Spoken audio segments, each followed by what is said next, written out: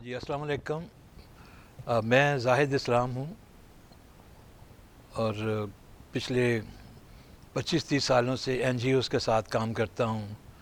Election commission کے ساتھ بھی کام کیا ہے اور لوکل گورنمنٹ ڈپارٹمنٹس کے ساتھ بھی کام کیا ہے. بہت سی نیشنل اور انٹرنیشنل آرگنائزیشنز کے ساتھ کام کیا ہے. پر میرا فوکس ایریا جو ہے وہ سیوک ایجوکیشن ہے اور کیپیسٹی بلڈنگ ٹریننگ ہے. گورننس ریلیٹڈ پوٹینشیلز ہوتے ہیں ان کو تھوڑا سا بہتر کرنا الیکٹڈ اور نان الیکٹڈ لوگوں کے ساتھ. اور ایک بہت بڑی تعداد لوکل گورنمنٹ کونسلرز کی تقریباً کوئی 8-10 ہزار کے قریب جن کے ساتھ میں مختلف پورے ملک میں مختلف شہروں میں ٹریننگز میں انگیج رہ چکا ہوں اوور دا پیریڈ آف 1997 سے لے کے اب تک. ساؤتھ ایشیا پارٹنرشپ کا شکریہ اس پروگرام میں مجھے بلوانے کا. ہم اس پہ بات کریں گے کہ لوکل گورنمنٹ کا کانسیپٹ کیا ہے، پاکستان میں اس کی ریلیونس کیا ہے اور کون سا لیگل اور کانسٹیٹیوشنل فریم ورک ہے جس میں ہم لوکل گورنمنٹ پاکستان میں فنکشن کر سکتی ہیں. تو بیسیکلی لوکل گورنمنٹ کا جو کانسیپٹ ہے وہ یہ ہے کہ ایک کسی بھی ملک کی ایک اوورآل گورننس ہوتی ہے، ان کی گورننگ انسٹیٹیوشنز ہوتی ہیں جو اس اسٹیٹ کی جو بڑی میجر اور میکرو ایشوز ہوتے ہیں ان کو ڈیل کرتی ہیں، جیسے foreign relation, defence, currency, trade وغیرہ. لوکل گورنمنٹ ایک بڑے فریم ورک کے اندر بہت چھوٹی سطح کی حکمرانی کرنے والا ایک ادارہ ہے، ایک شعبہ ہے جو ان مسائل کو ڈیل کرتا ہے جس کا رہائشی لوگوں کی زندگیوں کے ساتھ امیجیٹ ریلیشنز ہوتے ہیں. اس پہ میونسپل اوبلیگیشنز ہوتی ہیں، جیسے پینے کے پانی کی چاہیے، اچھی خوراک چاہیے، اچھی رہائش چاہیے، ویل پلانڈ کالونیز چاہیے، اور پھر ساتھ ساتھ ٹریفک کی مینجمنٹ ہونی چاہیے، تعلیم چاہیے، بنیادی جو انسانی ضرورتیں ہیں ان کی فراہمی کا انتظام مناسب ہونا چاہیے. اور ساتھ ساتھ اس علاقے کی جو گورننس ہے وہاں لا اینڈ آرڈر بھی ہوتا ہے، وہاں جو بیماریوں کے خلاف مدافعت ہے، لٹریسی کیمپینز ہیں، ٹری پلانٹیشن ہے، ماحولیات کی بہتری کی کوششیں ہیں، ان ساری والنٹیئرزم ہے، سپورٹس ایکٹیویٹیز ہیں، ان سب کی مینجمنٹ مقامی سطح پہ جو ادارے کرتے ہیں ان کو ہم لوکل گورنمنٹ کے زمرے میں لاتے ہیں. یہ پوری دنیا میں رواج ہے، پر پوری دنیا میں 3-4 بڑے میجر لوکل گورنمنٹ کے ماڈلز ہیں، 4 کہہ لیں. ایک ماڈل وہ ہے کہ جس میں لوکل گورنمنٹس الیکٹڈ لوگ ہوتے ہیں، الیکٹڈ کونسلز ہوتی ہیں، الیکٹڈ ہیڈز ہوتے ہیں لوکل گورنمنٹ کے. ایک وہ ہے جس میں الیکٹڈ ہیڈ نہیں ہوتے، اس میں نامینیٹڈ ہیڈز ہوتے ہیں جو ان کی جو ہائر گورننگ اتھارٹیز ہوتی ہیں، جو گورنمنٹ ہوتی ہے وہ ان کو نامینیٹ کرتی ہے. اور ایک ایسا ہے کہ جس میں لوکل گورنمنٹس ہوتی ہیں پر وہ ایک اسپیسیفک رسپانسبلٹی ادا کرتی ہیں، وہ پوری ان کی لوکل گورننس ان کے کنٹرول میں نہیں ہوتی. اسے ہم کہہ سکتے ہیں کہ یہ کنٹرولڈ قسم کا لوکل گورنمنٹ کا سسٹم ہوتا ہے. اور چوتھا ایسے ہوتا ہے کہ وہ لوکل گورنمنٹ جو ہیں وہ ایک انڈیپینڈنٹ ٹیئر آف گورننس ہوتی ہے، ساورن ہوتی ہے، ایڈمنسٹریٹو، فائنانشل، اٹانومس ہوتی ہے. صرف ان کے پاس sovereignty in terms of power, absolute power نہیں ہوتی، وہ ڈیرائیو کرتے ہیں اپنے بڑی حکومتوں سے. باقی لوکل ایریا کے تمام تر اختیارات، تمام تر انڈیپینڈنس ان کے پاس موجود ہوتی ہے. یہ 4 قسمیں دنیا بھر میں موجود ہے. اگر ان کی مثالوں پہ جانا ہو تو ایک قسم لوکل گورنمنٹ کی ایسی ہے کہ جس میں پاکستان، انڈیا اور بنگلہ دیش اور شری لنکا، بھوٹان وغیرہ یہ وہ ملک ہے یعنی جہاں جہاں انگریز رہا ہے. اور ایک لوکل گورنمنٹ ایسی ہے کہ جہاں پر جیسے سعودی عربیہ ہے، ایران ہے اور یو اے ای ہے، عرب ریاستیں ہیں. ایک لوکل گورنمنٹ ایسی ہے جیسی امریکہ میں ہے. امریکہ کی لوکل گورنمنٹ ہماری لوکل گورنمنٹس کا فرق صرف یہ ہے کہ ان کی اٹانومی ایڈمنسٹریٹو اور پولیٹیکل اینڈ فائنانشل میٹرز میں وہ بہت زیادہ ہے. ان لمیٹیڈ ہے. کوئی فیڈرل گورنمنٹ جو president of U S A ہے وہ بھی انٹرفیئر نہیں کر سکتا ان کی لوکل گورنمنٹ انسٹیٹیوشنس کے افیئرس کے اندر. تھوڑا سا مکس ہے ان دونوں باتوں کا جو یو کے میں نظر آتا ہے کہ آدھے یو کے میں وہ ہے آدھے یو کے میں وہ ہے. جو فرانس ہے اس کی لوکل گورنمنٹ انٹائرلی ڈفرینٹ ہے.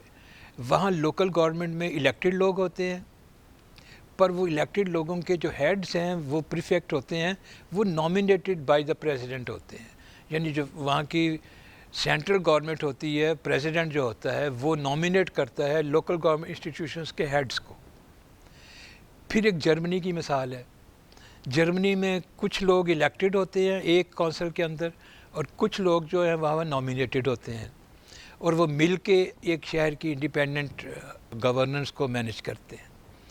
تو پاکستان میں جیسے میں نے کہا کہ پاکستان انڈیا بنگلہ دیش میں ایک جیسا سارا سسٹم ہے. تو یہاں پہ چونکہ یہاں پر جو اس کی ایولیوشن ہے ارتقاء جو ہے وہ بنیادی طور پر ہوا ہے انگریز کے زمانے میں جب یہاں پہ بہت زیادہ 1935 میں ریبیلینس تھی بہت سے واقعات تھے پریشر تھا بہت زیادہ انگریز حکومت کے اوپر کہ وہ انڈیا کو چھوڑیں. تو انہوں نے کچھ کانسٹیٹیوشنز جہاں پہ بنائے تھے کچھ انہوں نے اختیارات جہاں پہ کیے تھے. تو ان کا ایک وائسرائے تھا لارڈ رپن اس نے انٹروڈیوس کیا تھا ایک کانسیپٹ آف سیلف گورننس. وہ کہتا تھا کہ یہ جو سیلف گورننس ہے یہ ہم ان کو اختیار دیتے ہیں کہ یہ جو پرانے ان کے سسٹمز تھے جیسے جرگہ تھا پنچایتیں تھیں ان سب کو یہ ماڈرن شکل میں لے آئیں ماڈرن انسٹیٹیوشنز کی شکل میں ان کو لے آئے اور اس پہ اوپر اس نے لا بنائے تھے اور اس میں اس نے پھر ادارے بنائے تھے. بڑے شہروں میں تھے جیسے اب مثال کے طور پہ کراچی کی میونسپیلٹی جو ہے اور بامبے کی میونسپیلٹی اور مدراس کی اور کلکتہ کی میونسپیلٹیز یہ تقریباً ہم اثر ہیں آگے پیچھے بنی ہوئی ہیں. اسی طرح پشاور اور لاہور یہاں بھی میونسپیلٹیز جو ہیں یہ بھی بہت قدیم ہیں 100 سال کے قریب ان کے عرصہ ان کا ہو گیا. تو یہ سارے ادارے اس وقت بنے تھے اور یہ ٹریڈیشنز یہاں موجود ہیں.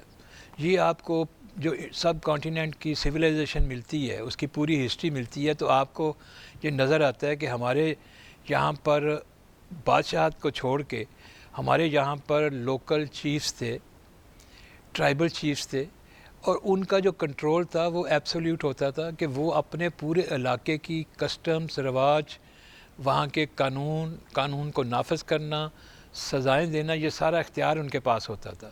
ریاستیں تھیں انڈیپینڈنٹ ان کے پاس یہ اختیار ایکسرسائز کرتے تھے. تو یہ لوکل ایشوز کے اوپر مشاورت اور لوکل ایشوز پہ اکٹھے ہو کے فیصلے کرنے یہ ہماری روایات میں موجود ہے. یہ جرگہ اور پنچایت یہ ہمیں اکراس دا کنٹری اس وقت بھی نظر آتی ہیں پہلے بھی تھی. تو یہ پھر اس کا ارتقاء ہوتا گیا تو یہاں سے ڈیرائیو کیا انگریز نے تو لوکل سیلف گورنمنٹ کی انسٹیٹیوشن بنائیں اور وہ ماڈرن اسٹیٹ انسٹیٹیوشنز تھیں جو دنیا میں تھوڑا عرصہ پہلے سے تھیں یہاں ذرا تھوڑے عرصے بعد میں آئیں. اس کے اندر پھر ساری ڈیولپمنٹ ہے. اب جب پاکستان نیا نیا بنا تو ہم جو انہیرٹ کرتے تھے سسٹمز اس میں یہ موجود تھا کہ جو سسٹم بر صغیر پاک و ہند میں تھا بیفور پارٹیشن وہی ہم نے پاکستان میں لے آئے. تو پاکستان میں شروع کی لوکل گورنمنٹس جو تھیں وہ پاکستان میں کچھ 14-15 انڈیپینڈنٹ اسٹیٹس تھیں ان کی گورننس الگ سے اور جو انگریز کے زیر اثر تھا وہاں پہ لوکل گورنمنٹ انسٹیٹیوشنز ہوتی تھیں. یعنی وہاں پر ڈسٹرکٹ بورڈز تھے میونسپل کمیٹیاں تھیں اور جو ڈسٹرکٹ بورڈز اور میونسپل کمیٹیاں یہ لوکل گورنمنٹ انسٹیٹیوشنز کی ابتدائی شکل تھی جو وہ ان ایشوز کو ڈیل کرتے تھے جو ایشوز جو ہیں لوکل گورننس جیسے میں نے پہلے کہا نا 5-6-7 چیزیں ان کو ڈیل کرتے تھے ان کی مینجمنٹ کرتے تھے. اور یہ انہی علاقوں میں تھے جہاں پر انگریز کی عملداری تھی جہاں پر دوسرے چیفز تھے جو انڈیپینڈنٹ ریاستیں تھیں جیسے کلات کی ریاست تھی سوات کی ریاست تھی امب کی ریاست تھی چترال کی ریاست تھی خیرپور کی ریاست تھی. وہاں کی گورننس تھوڑی سی ذرا مختلف تھی اس ماڈرن کانسیپٹ کے ساتھ. تو لوکل گورنمنٹ کا ایک ابتدائی پیریڈ ہے پاکستان میں جو ابتدائی پیریڈ ہم انہیرٹ کرتے ہیں قیام پاکستان کے ساتھ کہ جو انگریز کا بنایا ہوا تھا اور انہی کے ادارے تھے. پھر جب پاکستان نیا بنا تو یہاں پہ ہماری دوستی ہو گئی امریکیوں کے ساتھ، تو یو ایس ایڈ کی بہت بڑی یہاں پہ انویسٹمنٹ شروع ہو گئی. اس کی وجوہات کیا تھیں کیا نہیں تھی، پر اس کی وجہ سے لوکل گورنمنٹ کے اوپر ایک بڑا ایک بوسٹ ملا، ترقی ملی لوکل گورنمنٹ انسٹیٹیوشنس کو. انگریز نے یہاں پر جہاں پر لوکل گورنمنٹ کے فارمل ادارے نہیں تھے، جیسے میونسپل کمیٹیاں یا ڈسٹرکٹ بورڈز، وہاں پہ اس نے مارکیٹ کمیٹیاں بنائی تھیں. تو وہ مارکیٹ کمیٹیاں بیسیکلی تو مارکیٹ تھیں، چیزوں کی خرید و فروخت کی جگہ، پر وہ ماڈرن ان کے ساری خصوصیات تھیں، ماڈرن اربنائزیشن کی خصوصیات، اور وہاں کی ساری گورننس جو تھی وہ اسی طرح کی ہوتی تھی. پر یہ ساری لوکل گورنمنٹ انسٹیٹیوشنز شروع کے پیریڈ میں نامینیٹڈ لوگوں کی بالادستی سے، پھر بعد میں اس میں ایک حد تک نمائندگی کی اس میں گنجائش آ گئی کہ نمائندہ بھی اس میں الیکٹڈ لوگ بھی اس میں آنے شروع ہو گئے. پر یہ جو امریکہ یہاں پہ آیا، انہوں نے یہاں آ کے سٹیزنس انگیجمنٹ کی ایک بنیاد ڈالی. تھے تو ان کے کوئی سیاسی اور فوجی مقاصد، پر انہوں نے لوکل گورنمنٹ کے ارتقاء میں ایک ڈائریکٹلی نہیں انڈائریکٹلی کنٹریبیوٹ کیا. وہ یہ کہ انہوں نے یہاں پر یو ایس ایڈ کے تحت یہاں پہ چاند تارہ کلب بنوائے، یہ ایگریکلچر کلب بنوایا، یہ گرین ریولوشن کے لیے ابتدائی ہوم ورک کیا، اور اس میں جو ملی بوسٹ ملا وہ لوکل گورنمنٹ انسٹیٹیوشنز کو ملا کہ یہ جو ماڈرنائزیشن اور اربنائزیشن کا کام تھا، اور یہ جو لوگوں کی انگیجمنٹ کے ساتھ لوکل گورننس تھی، وہ چاند تارہ کلب اس کی بہترین اگزامپل تھی. کہ وہ چاند تارہ کلب بن گئے تھے، الیکٹڈ لوگ ہوتے وہ انفلوئنشل لوگ ہی تھے علاقے کے، وہی اس وقت سامنے آتے تھے، عام آدمی نہیں ہوتا تھا. پر اس کی ساری فنکشننگ تو تھی وہ اسی طرح ہوتی تھی جیسے آج کل ماڈرن لوکل گورنمنٹ انسٹیٹیوشنز کی فنکشنز. پھر ایوب خان صاحب کی انٹری ہو جائے گی، پہلا مارشاء اللہ. تو پہلا فوجی جو ہے ان میں ایک خصوصیت ہے کہ وہ جب بھی آتے ہیں تو وہ چونکہ روایتی سیاسی جماعتوں کی مخالفت میں آتے ہیں، روایتی پولیٹیکل لیڈرشپ کے خلاف آتے ہیں، ان کو پابندیاں ان پہ لگا کے آتے ہیں، بلکہ وہ ان کو کام کرنے سے روکنا بھی چاہتے ہیں. تو وہ کوشش کرتے ہیں کہ نئے ان کے حامی پیدا ہوں، ان کی حمایت میں وسعت آئے، اور وہ اس کے لیے لوکل گورنمنٹ انسٹیٹیوشنز کو وہ استعمال کرتے ہیں، وہ اس کو مضبوط کرتے ہیں. اس کے ذریعے ان کو بہت بڑی تعداد میں لوگ ملتے ہیں، اور وہ پھر بعد میں ان کے ساتھ پارٹیاں بھی بناتے ہیں، سب کچھ کرتے ہیں. لیکن بیسیکلی ان کا انٹرسٹ ہوتا ہے کہ وہ لوکل گورنمنٹ کے فوکس کرتے ہیں. ایوب خان صاحب نے بنیادی جمہوریت کا کانسیپٹ دیا. انہوں نے کہا کہ جی یہ باقی ساری جمہوریت تو ہوتی رہے گی، پر یہ جو گاؤں کی سطح سے محلے کی سطح سے بنیاد ہے شہریوں کی جمہوریت کی، اس کے لیے لوکل گورنمنٹ ادارے ہونے چاہیے. تو انہوں نے ایک ماڈل بنایا جو بیسک ڈیموکریسی آرڈر تھا، اور وہ جو سسٹم تھا وہ 59 میں انفورس ہو گیا.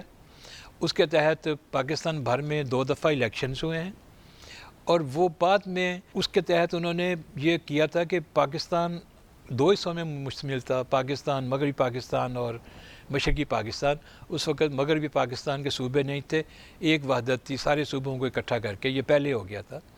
تو انہوں نے یہ کیا کہ انہوں نے کہا کہ 40,000 لوکل گورنمنٹ کونسلرس مغربی حصے سے ہوں گے، 40,000 لوکل گورنمنٹ کونسلرس مشرقی پاکستان سے ہوں گے، اور یہ جو 80,000 لوکل گورنمنٹ کونسلرس ہوں گے ان کی ٹریننگ انسٹیٹیوٹس بنائیں، اور ان کو انہوں نے مختلف لوکل گورنمنٹ اداروں میں تقسیم کیا. اور اس کے زمانے کے لوکل گورنمنٹ ادارے جو تھے اس میں ضلع کونسلز تھیں ڈسٹرکٹ لیول کی، پھر اس میں یونین کونسلز تھیں 1 دیہات یا 2 دیہات کے اوپر، اور پھر مرکز یونین کونسلز تھیں، کچھ یونین کونسلز کو ملا کے ایک مرکز بن جاتا تھا. اور اس طرح کا ان کا سسٹم جو تھا اس میں بہت زیادہ ان کے پاس پاورز تھیں. تقریباً کوئی 76 قسم کے کام تھے جو لوکل گورنمنٹ اداروں کے پاس تھے یونین کونسلز کے پاس. یونین کونسلز کے فنکشن 76 تھے انڈر بیسک ڈیموکریسیز، جو بہت زیادہ تھے اور بڑے اچھے فنکشنز تھے.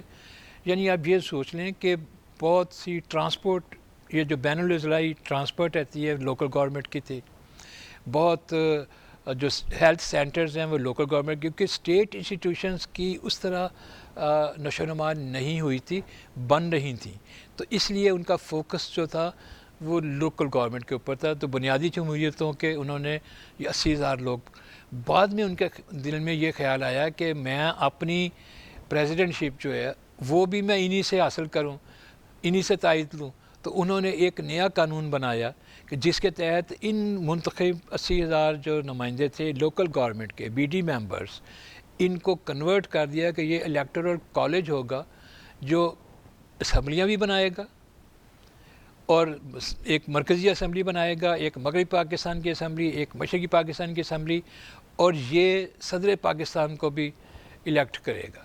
تو وہ اس کی وجہ سے بھی یہ کنٹروورشل ہو گئے، کچھ مانتے تھے کچھ نہیں مانتے تھے، سیاسی جماعتیں باہر تھیں، لیکن یہ ان کا سسٹم چلتا رہا۔ اس سسٹم میں دوسری خصوصیت یہ تھی کہ انہوں نے دیہات کے لیے ایک سسٹم بنا دیا، اور جو اربن ایریاز ہیں وہاں پہ انہوں نے الگ سا سسٹم بنا دیا۔ اس کی 2-3 درجہ بندیاں کرتی کہ انہوں نے کہا جی ٹاؤن کمیٹیاں ہوں گی، میونسپل کمیٹیاں ہوں گی، میونسپل کارپوریشنز ہوں گی، اور دیہات کے لیے انہوں نے کہا جی یہاں یونین کونسلز ہوں گی، اور کئی دیہاتوں کو ملا کے مرکز یونین کونسلز ہوں گی۔ تو یہ پیٹرن ان کا تھا، اور اس میں الیکٹڈ لوگ تھے، اور الیکٹڈ لوگوں میں مزدور کسان کی نشست بھی تھی، اور اس میں خواتین کی نشست بھی تھی، غیر مسلم کی نشست بھی تھی، یوتھ ووتھ کا کوئی تصور نہیں تھا، پر یہ مخصوص نشستوں کا تصور بی ڈی سسٹم میں موجود تھا۔